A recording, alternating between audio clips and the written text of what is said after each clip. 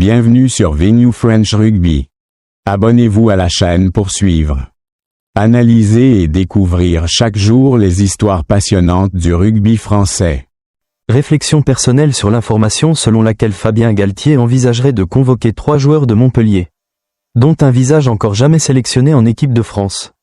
En découvrant l'information selon laquelle l'entraîneur Fabien Galthié envisagerait de sélectionner les 9 derniers joueurs après la finale du top 14 entre Montpellier et Toulouse. Ce qui a le plus retenu mon attention n'est pas la présence de noms déjà célèbres ou de stars habituels du 15 de France. Ce qui m'a davantage fait réfléchir, c'est la possibilité qu'un joueur de Montpellier n'ayant jamais porté le maillot de l'équipe nationale puisse recevoir sa chance à un moment aussi particulier. Ce détail est porteur de nombreuses émotions et ouvre également plusieurs pistes de réflexion sur le sport de haut niveau. La concurrence saine, les opportunités, la persévérance et la manière dont les rêves peuvent devenir réalité. D'un point de vue personnel, je trouve cette histoire particulièrement intéressante à analyser, car il ne s'agit pas simplement d'une décision de sélection. Derrière une convocation peuvent se cacher des années d'efforts silencieux, une observation minutieuse du staff technique et la philosophie de développement à long terme d'une grande nation du rugby comme la France. Ce qui m'impressionne le plus, c'est que la porte de l'équipe nationale n'est jamais totalement fermée à quiconque. Dans le sport professionnel, les supporters se concentrent souvent sur les grandes stars. Des joueurs comme Antoine Dupont ou Romain Ntamak font régulièrement la une des médias et bénéficient d'une attention particulière. Cela est parfaitement compréhensible puisqu'ils ont démontré leur valeur au plus haut niveau pendant plusieurs années. Cependant, la possibilité qu'un joueur de Montpellier jamais sélectionné auparavant puisse être appelé en équipe de France envoie un message très fort. La porte de la sélection reste ouverte à ceux qui possèdent les qualités nécessaires. Beaucoup pensent qu'il faut déjà être célèbre, être une star ou bénéficier d'une forte exposition médiatique pour espérer intégrer l'équipe nationale. Pourtant, le sport de haut niveau ne fonctionne pas toujours ainsi. Ce qui compte avant tout, c'est la forme du moment, l'adéquation au système de jeu et la capacité à répondre aux exigences du staff. Je considère cela comme un signal très positif. Cela montre que le travail quotidien à l'entraînement conserve toute sa valeur. Un joueur peut ne pas être régulièrement sous les projecteurs, ne pas disposer d'une immense communauté de supporters, mais s'il accomplit bien son travail, il peut être reconnu. C'est ce qui me fait penser que le sport conserve encore sa beauté originelle, une compétition fondée sur le mérite. Fabien Galthié montre du courage dans ses choix de sélection. L'une des tâches les plus difficiles pour un entraîneur consiste à prendre des décisions susceptibles de surprendre. Choisir uniquement des visages familiers expose généralement à moins de critiques.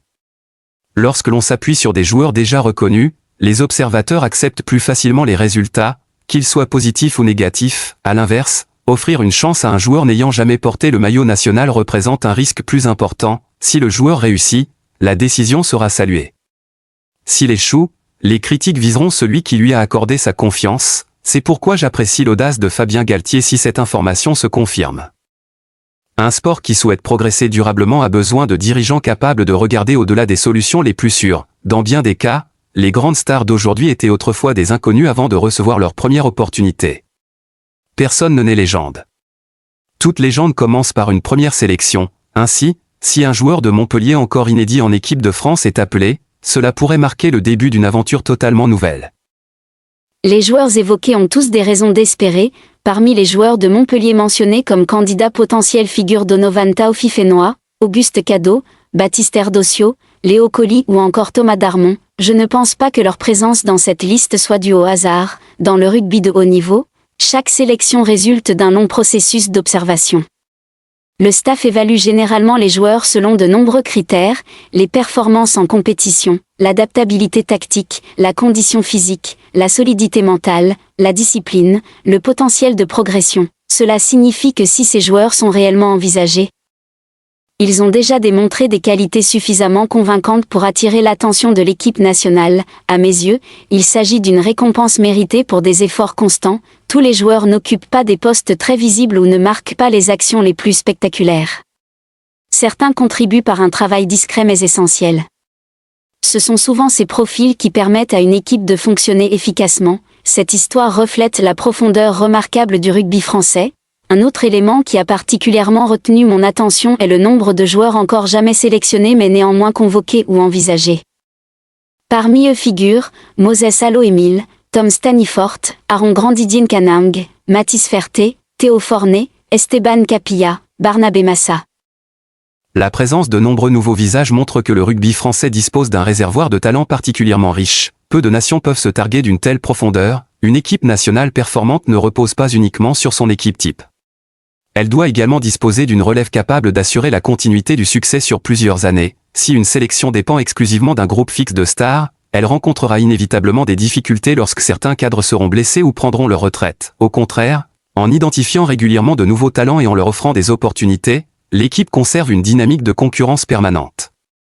Je pense que c'est l'une des raisons qui permettent aujourd'hui au rugby français de rester parmi les meilleures nations du monde. La présence de Toulouse et Montpellier souligne l'importance du travail des clubs. Selon les informations évoquées, les 6 autres joueurs susceptibles d'être sélectionnés viendraient probablement de Toulouse. Cela n'a rien de surprenant, Toulouse est depuis longtemps considéré comme l'un des symboles du rugby français. Le club dispose d'un centre de formation performant, d'un environnement extrêmement compétitif et d'une forte culture de la victoire.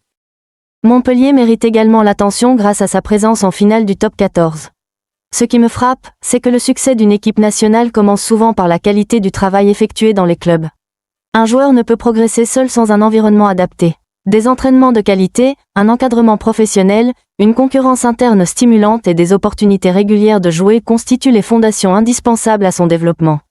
En observant l'estime accordée aux joueurs de Toulouse et de Montpellier, je mesure l'importance de bâtir un véritable écosystème de développement des talents plutôt que de rechercher uniquement des résultats immédiats.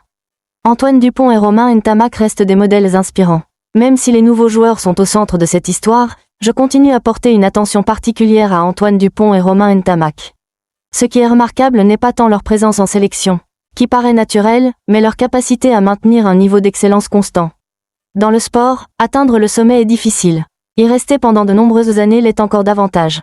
De nombreux athlètes brillent brièvement avant de disparaître de la scène. Seuls les plus professionnels parviennent à conserver un haut niveau sur la durée.